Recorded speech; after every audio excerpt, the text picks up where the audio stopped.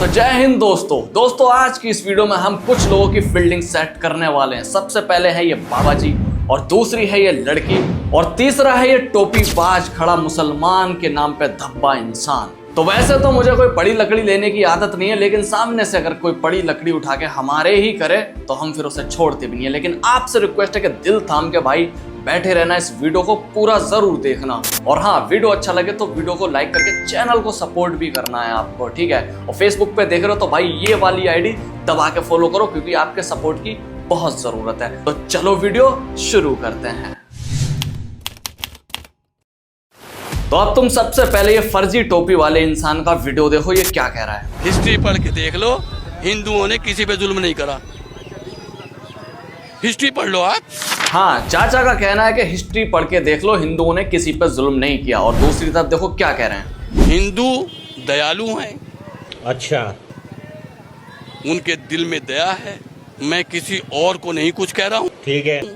इनकी हिस्ट्री पढ़ के देखो, इन्होंने किसी पे जुल्म नहीं किया। अच्छा, आप मुसलमानों की हिस्ट्री पढ़ के देखना, आपको पता लग जाएगा। अरे बाप रे, कमाल की बात है। मतलब हिंदू दयालु हैं, इन्होंने किसी पर जुल्म नहीं किया, और ये किसी का नाम भी नहीं ले रहे, और बातों बातों में कह भी दिया कि आप मुसलमानों की हिस्ट्री पढ़ के देख लो, आपको पता लग जाएगा।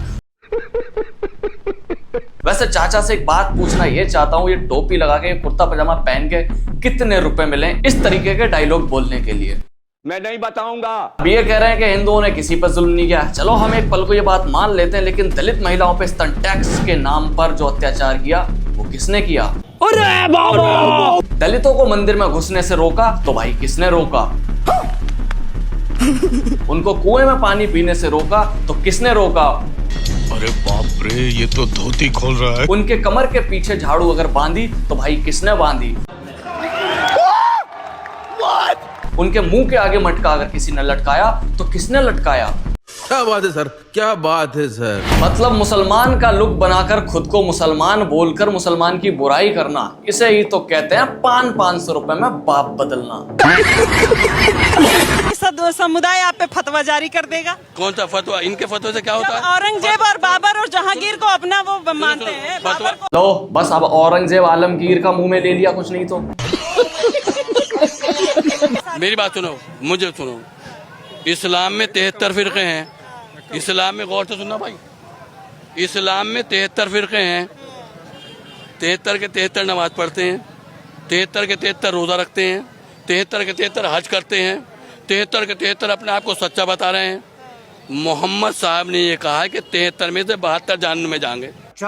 तो इसकी बातों से पता चल गया ये कोई मुसलमान भी नहीं है। मतलब कोई मुसलमान मोहम्मद साहब को मोहम्मद साहब कह के नहीं बुला सकता। हमारे नबी करीम सल्लल्लाहु अलैहि वसल्लम को इज्जत से नाम लेते हैं। तो अब यहाँ से ये तो पता चल गया ये फर्जी टोपीबाज है।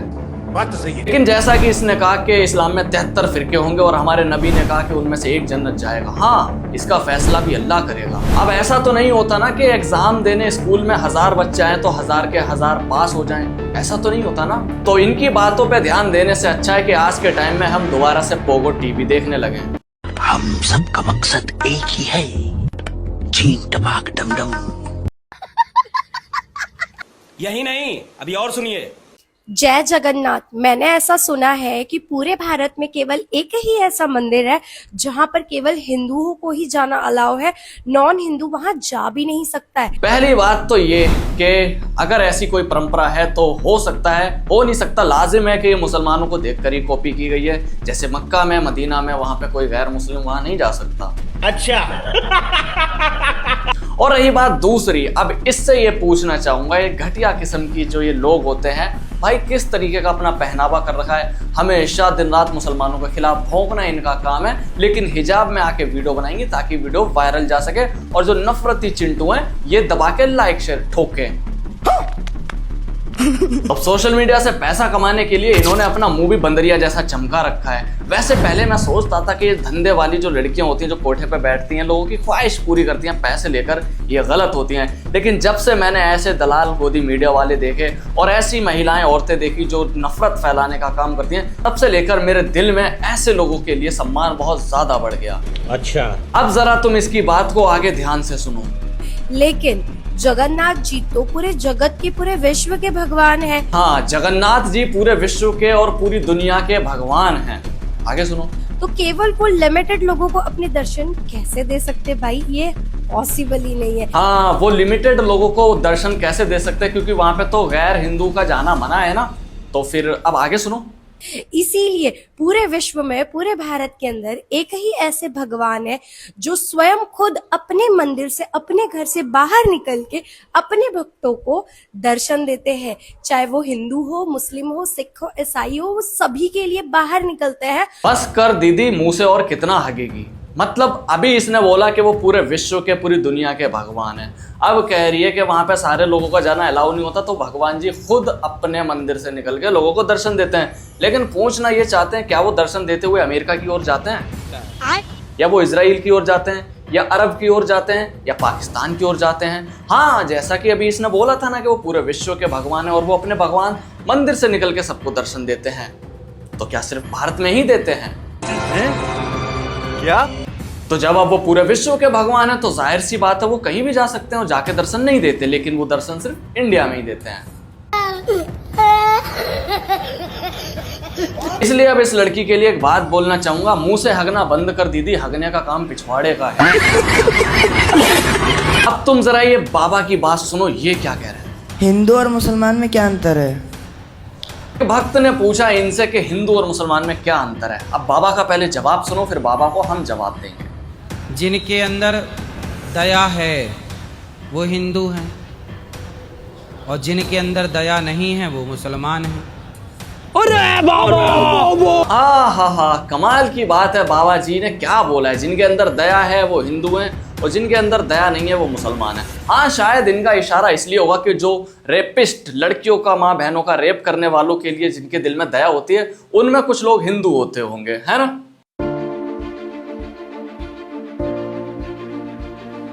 लेकिन मुसलमानों के दिल में बिल्कुल दया नहीं होती, वो तो नहीं होती भाई। वही बात है। चलो बताओ, राम रहीम का सपोर्ट कौन करता है, रेपिस्टों का सपोर्ट कौन करता है, आसाराम का सपोर्ट कौन करता है, महात्मा जी को मारने वाले नाथूराम गॉडसे का सपोर्ट कौन करता है? किसके दिल में ये दया है भाई?